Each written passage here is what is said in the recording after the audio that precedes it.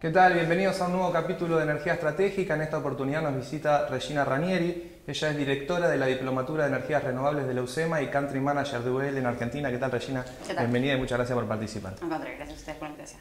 Me gustaría que esta charla, esta entrevista, podamos analizar cómo es la formación de personal en Argentina. Estamos en un momento muy particular. Hay muchas empresas avanzando en proyectos de energías renovables. Es nuevo, no había mucha gente en el país trabajando en este tema. ¿Cómo se está formando personal y cómo están trabajando las empresas para la formación de recursos humanos, teniendo en cuenta todo este gran boom de proyectos que hay en curso? Bueno, te voy a hablar de ambas partes, ¿no? Como UCEMA y como UL. De parte de UCEMA, el propósito es participar a los trabajadores en materia de energías en un tema particular que requiere profesionales en Argentina, que es el tema del financiamiento. Eso es uno de los puntos que notan más falencias, el financiamiento. Sí, el financiamiento hoy es lo que está faltando en Argentina y es lo que se suple con un profesional argentino que conoce los riesgos que tiene la Argentina como país. Conoce el riesgo CAMESA, que está familiarizado con los riesgos de la construcción, los riesgos logísticos, la falta de infraestructura que tiene el país y todo lo que sea vinculado propiamente al proyecto se puede externalizar, se puede adquirir experiencia internacional en países como Europa, donde la energía renovable es tema de debate y de cambio de matriz desde el año 1990. Entonces, en Argentina, yo armé la diplomatura en base a esa falencia de profesionales, en bancos principalmente, que hoy tienen que tener una nueva cartera de proyectos vinculada al Project Finance de energías renovables. Y en eso va la orientación. ¿Sobre qué temas están trabajando? Me decía financiamiento. Eólica, solar, biomasa y biogás de proyectos, Sí, en función de las buenas prácticas. Sí. Y el financiamiento del mismo, a través de Project Finance. En el financiamiento me decías que según la formación que tenga la persona encargada de esa negociación cambia realmente las condiciones de inversión en un proyecto. La persona que esté muy empapada de ese tema puede sacar beneficio, cambia mucho. Sí, por supuesto, depende de la óptica. No es una cuestión macro. No, depende de la óptica donde se mire el proyecto. Si sos un generador, vas a querer un beneficio en cuanto a la rentabilidad del proyecto per se, con la venta de energía. Si sos un banco, querés hacer un buen negocio financiero, donde prestas dinero a un monto, a una tasa y querés recuperarla. Y si sos CAMESA también tenés otras prioridades. Entonces se toma el enfoque de los tres puntos de vista. Por otro lado, como UL Renovables, somos una consultora internacional que trabaja justamente en poner a punto los proyectos desde la etapa Greenfield hasta la due diligence ante los bancos para que sea un proyecto bancable en todo su estado y que maximice la ganancia del desarrollador. Y reduzca la incertidumbre, por supuesto. ¿Cómo están viendo? ¿Qué es lo que piden hoy los desarrolladores o las empresas que fueron adjudicadas del programa Renovar, que están avanzando? Hay que darle soporte en todo ¿Cuáles son las consultas que más llegan respecto del financiamiento? ¿Qué es lo que te preguntan o te consultan? Las inquietudes. Cuando hablas con la gente del sector te dicen, mira, en los últimos meses cambió un poco la tasa que habíamos conversado antes de que asuma Trump en Estados Unidos. Sí, es una realidad. Eso es una realidad. Es una realidad. ¿Cuánto cambió? A ver, el punto principal es el siguiente. ¿Por qué cambió en Argentina? Yo creo que el cambio es otro. Yo creo que el tema parte de si haces Project Finance o si haces Corporate Finance. Ahí donde está en mi enfoque desde UL Renovables, donde trabajamos sobre el proyecto. En Project Finance convencional, el riesgo del proyecto es la venta de energía y el recupero por la misma. Entonces vos tenés que garantizar ante todo punto de vista que el proyecto maximice la generación y minimice los riesgos, tanto en el montaje como en la producción energética, como en la ponderación de los riesgos asociados, ¿verdad? Cuando haces un corporate es un tema más en el proyecto dentro de una deuda corporativa. Claro. Entonces ahí es donde varían las tasas. Hoy el riesgo argentina se basa en el PPA contra CAMESA. Claro. Ahí la ponderación de un argentino a CAMESA es casi nula, porque ya conocemos que paga más tarde, más temprano, pero paga. El tema es cuando te vas a un contexto internacional donde ven los balances de CAMESA y ponderan distintos... Pero esa es la garantía del Banco Mundial, ahí no viene a mitigar un poco ese... Era el propósito, es el propósito.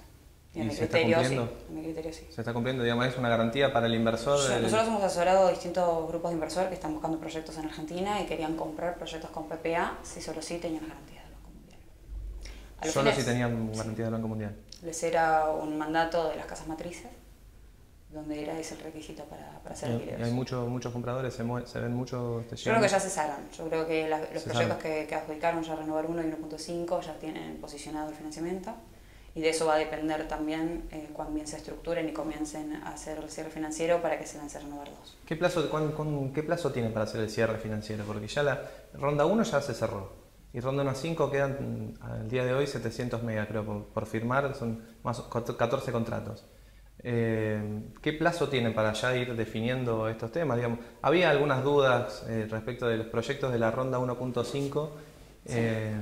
Por los bajos precios que ofertaron, proyectos de pocos megas que ofertaron el mismo precio de proyectos de gran Sí, escala, sí, digamos. sí, Eso de escala, claro. cuesta entenderlo Sí, claro. y decir qué pasa ahí, o sea, puede haber un error de cálculo por parte de los oferentes y si eso puede traducirse en una complicación a la hora de avanzar en la construcción real del proyecto. Digamos, ¿por qué se demora hoy eso? Son estrategias Sí. de cada uno de los developers. Hay asociaciones público-privadas, hay públicos y hay privados. Entonces Sí. cada uno tiene un interés de fondo, que si es el caso del privado, por supuesto que es una ganancia económica, si es un público, está claro que es un desarrollo socioproductivo para el país, para la provincia o para la localidad donde están implementados. En función de esa perspectiva es que va a depender el plazo de financiamiento. O las multilaterales están activas, están trabajando en corporate principalmente, muy pocas en project finance puro, y en eso va a depender de cuánto evalúen el balance, sea de la empresa que está financiando o cuánto evalúen el proyecto para hacer. Eso puede demorar entre 3 meses de evaluación. Nosotros prácticamente trabajamos en ese plazo en una due diligence completa, donde se revisan aspectos ambientales, legales, constructivos, eléctricos y propios del proyecto, de la tecnología escogida, de la aplicación al tipo de emplazamiento, sea eólico o solar. Y en función de eso comienzan las cláusulas y condiciones de financiamiento para cerrar primero el desembolso, ¿no? ¿Y ves proyectos que puedan que al final no se construyan? Yo creo que pocos. Pocos. ¿Qué rango estimas? Siempre te dicen, mira, las licitaciones en promedio un 10, 15, 20% máximo. Yo creo que ese porcentaje es hoy o lógico. menos está todavía dando vueltas. Están en las últimas etapas de negociación, pero están todavía sin cierre financiero. Todo el resto conozco que tienen una espalda. ¿Proyectos solares más que nada? Solares. ¿Eólica? Que yo sepa todos. Todos van a bien arrancar. posicionados. ¿Y cómo imaginás que va a seguir digamos, recién me decías, Project Finance, muy poco. ¿Por qué? Porque hay muy poco Project Finance. Siempre lo que se especulaba es que en esta ronda de licitación ya iba a empezar a haber experiencia en ese sentido. ¿Por qué todavía las empresas en Argentina no avanzan en cerrar el financiamiento? Se presentaron sponsors grandes. Los primeros que cerraron financiamiento fueron sponsors que ya tenían emitido, inclusive claro, emitido bonos en el exterior, entonces son empresas que cotizan, ya tienen una credibilidad en el mercado internacional. Pampa, Geneia. Sí. Por Centro Cuarto, sí, no hay que dar nombres, ¿no? Pero en Sí. su mayoría son empresas bien posicionadas, muchas de ellas ya tienen activos en el sector energético, entonces tienen un respaldo técnico-financiero que les permite trabajar en este rubro. Entonces es claro que ellos van a hacer mucho más rápido y mucho más fácil el acceso al crédito. Inclusive hay estructuras de equity locales hoy en Argentina dando vueltas para estas mismas empresas, donde no solamente se les ofrece deuda, sino también un desembolso en equity a tasas mucho más bajas.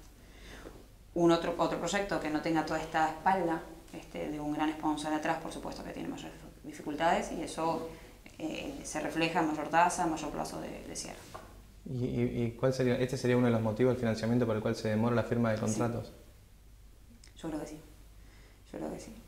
Finalmente el contrato es el primer punto para comenzar a establecer cuál va a ser la tarifa, porque va a ser quien finalmente la garantía del repago de la energía. Pero está claro que tienen que tener un socio técnico y un socio financiero que respalde no solamente el proyecto y el equity, sino también la confiabilidad técnica. Y desde el punto de vista político, ¿cómo arranca este proceso de postergar la firma de contratos? Hasta ahora la ronda 1.5, por las notas que ha enviado CAMESA a pedido de la Subsecretaría de Energías Renovables, hasta el 30 de junio hay tiempo para firmar los contratos, se postergó un mes. ¿Esta decisión política cómo se gesta? Digamos? ¿Arranca de un desarrollador que le pide a la subsecretaría que extienda el plazo? ¿La subsecretaría ve que las empresas todavía están retrasadas y prefiere estirar el tema? Esa pregunta es ideal para Sebastián, ¿no? Yo creo que Sebastián, quien subsecretario de Energías Renovables, tiene muy en claro que él quiere la ejecución y ha dicho en múltiples conferencias, él va a estar feliz y conforme cuando los electrones estén inyectados en la red. Entonces yo creo que van a propiciar desde el ámbito político todo el escenario posible que esté a su alcance para que los proyectos se ejecuten, ¿no? Y a partir de ahí pensar en próximas rondas. ¿Hay algún cierto temor entonces también de la subsecretaría en ese sentido de que algún proyecto no se concrete? Si no diría eso, Sebastián. No quiero arriesgar, pero sí son las realidades del mercado y es cierto que el Estado tiene que correr atrás para garantizar como Estado Nacional, como licitación pública, que los proyectos se ejecuten. Y ya pensando en una ronda 2 de licitación, ¿cómo imaginás que se va a dar y cuándo se puede llegar a lanzar? Teniendo en cuenta que como todavía hay proyectos que no cerraron financiamiento, es lógico y esperable que el gobierno espere que se termine de concluir estas dos primeras rondas, la 1 y la 1.5, que salga todo bien, sí, y después anunciar la ronda 2 para no empezar a generar mayor competencia en la búsqueda de financiamiento con más empresas y más proyectos. Yo creo más que la competencia de financiamiento de proyectos es la mala reputación que ya tuvo la Argentina con la Central, ¿no? Entonces hay mucho temor de las experiencias vividas en no repetir la historia. Pero más allá de eso, yo creo que efectivamente se va a demorar renovar 2 por otro tema también, que son las líneas eléctricas y la logística, que son 2 puntos que hoy no están en tema de debate, como deberían estar, porque es realmente crítico. ¿Qué es lo que está viendo? La logística, en cuanto a eólica, principalmente los puertos y los accesos, si llegasen todos los aerogeneradores que están previstos en los plazos que se han comprometido los sponsors a entregar, vamos a tener una falta de infraestructura necesaria para atender a las demandas logísticas. Hay que adecuar caminos, hay que adecuar rutas, hay que adecuar el puerto inclusive, hay que tener camiones y seguros especiales para el montaje, que no sé cómo van a compaginarse en una escala global a nivel país para que ello ocurra. Y en todos estos sectores que me mencionas, digo, puertos, caminos, ¿cuál te parece que es el más adverso? ¿O con cuál principalmente va a ser la logística integral en puertos. Yo creo que lo más adverso, inclusive más que logística, va a ser las obras eléctricas.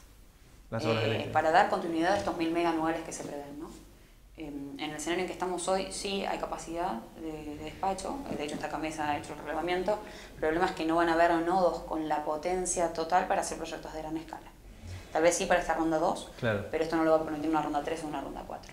¿Y una ronda 2 qué estimás que puede quedar de capacidad de transporte en la línea? Es difícil saberlo porque hay muchos nodos que no fueron publicados por Camesa y la verdad es que no tengo el relevamiento de los estudios. Yo creo que 1000 megas sí, Renovar 2 va a entrar bien en proyectos grandes de 50 a 100 megas, pero yo creo que la Renovar 3 va a ser más complejo. ¿Y en cuanto a precios, qué escenario imaginas? ¿Equivalente o inferior? ¿Inferior? Sí. ¿Aún si no se prorrogan las extensiones a la importación? Yo creo que sí, porque esto también fue una curva de aprendizaje. Toda la infraestructura que te menciono, todo el personal capacitado para este tipo de trabajos va a tener una curva de aprendizaje ya más madura y eso va a permitir una reducción de costos integral del proyecto, independientemente de los beneficios fiscales que pueda lograr proveer. Está claro que la voluntad política es promover las energías renovables y se va a adecuar, como te decía antes, correr atrás de la demanda del mercado internacional para que las formas sean efectivamente las deseadas, ¿no? Así que en tema público yo estoy segura que van a sortear las mejores formas de garantizar un precio estable, y en cuanto al mercado privado va a estar un poco más confiable en lo que es el sector eléctrico argentino. En eso quería entrar, el mercado entre privados. ¿Qué se sabe? ¿Por qué se demora la reglamentación? ¿Qué es lo que te llega de cuando empezás a charlar con la gente del sector o los mismos desarrolladores, inversores, que quizás puedan tener alguna información de reuniones del gobierno y demás? Hay muchísima expectativa. La verdad es que muchos de los grandes players hoy están no comprando o no decidiendo participar en Renovar por el hecho de que tener un contrato entre privados y están buscando adquirir desarrollos. ¿Hay empresas? Sí, muchísimas. Muchísimas de las más grandes. ¿De qué tipo? ¿Qué tipo de empresas? ¿Qué características? Empresas que ya tienen negocio de distribución de energía, no renovable, ¿no? Por supuesto, de hidrocarburos, y si les interesa tener también el despacho y la venta de energía entre privados, ¿no? A su nombre. Un montón. No puedo dar nombres, por supuesto, pero... ¿Por qué apostarían a ese nicho y no a la licitación? Porque en licitaciones están los grandes que trabajan en licitaciones de energía renovable, como las empresas que se estiman se presentarán en Renovar 2, ¿no? Este es otro mercado donde son tal vez módulos más pequeños, también estratégicamente posicionados para que hagan una estabilidad de línea. Y yo creo que el problema hoy por la cual la ley no se resuelve es que hay un problema justamente con la prioridad de despacho eléctrico de los proyectos que tengan propiedad privada, los que tengan Renovar o los que tengan resolución 108, ¿no? ¿Y qué precio imaginas que puede llegar a ubicar Camesa? El mercado entre privados va a ser negocio en tanto y en cuanto Camesa establezca un precio para la compra conjunta de los grandes usuarios. Lo que yo he escuchado era... que sea bastante distante del precio al que se puede conseguir en el mercado de energía eólica, solar, biogás, etc. ¿Cuál te parece que va a ser el precio que finalmente va a ubicar Camesa? Yo lo que he escuchado... no lo deseable, lo que vos imaginás que va a determinar... va a ser entre 8 y 12 dólares adicionales al PPA. Estamos hablando de... Entonces, los proyectos de Renovar que tienen un PPA se les adiciona... 70 y pico más o menos. 70 dólares. Y con ese número, ¿cierra una empresa, un gran usuario? Depende de qué tasa te financies. Claro. Y si son grandes empresas, por supuesto, van a poder financiar. En ese escenario, ¿imaginás que va a haber mucho movimiento? Con 70 y pico, ¿le conviene a una empresa embarcarse en un proyecto, en un contrato a 10, 15 o 20 años con una diferencia de...? No, ese es otro tema. El tema del plazo de contratos. No va a ser tan largo. Yo creo que financieramente van a poder estructurar un proyecto porque las tasas van a ser competitivas y finalmente si tenés si te garantizas un PPA estable dentro de los 65, 68 dólares, por supuesto que se repaga. El problema es a qué plazo. Y ahí va a haber que trabajar en garantías offshore, y ahí es donde yo creo que tiene que haber un trabajo superior que también adquiera una orientación política, es decir, qué tipo de garantías o qué tipo de facilidades se le va a dar a los grandes usuarios que quieran ir por esa alternativa y no por CAMMESA, no por licitación pública, para que puedan tener una seguridad en el costo de la energía en largo plazo, o un ajuste, o lo que sea, o una garantía externa, o un plazo de repago, o una actualización de precios que les permita tener un beneficio económico.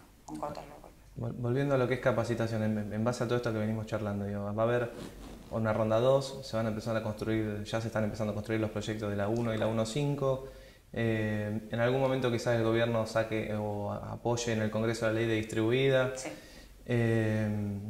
Con suerte puede llegar a salir este año. Va a haber mucho movimiento. Digo, ¿cómo está la formación de personal en ese sentido? Digo, ¿cuánta gente se necesita para todos estos proyectos que van a estar avanzando? ¿Y cómo se va a distribuir por provincias?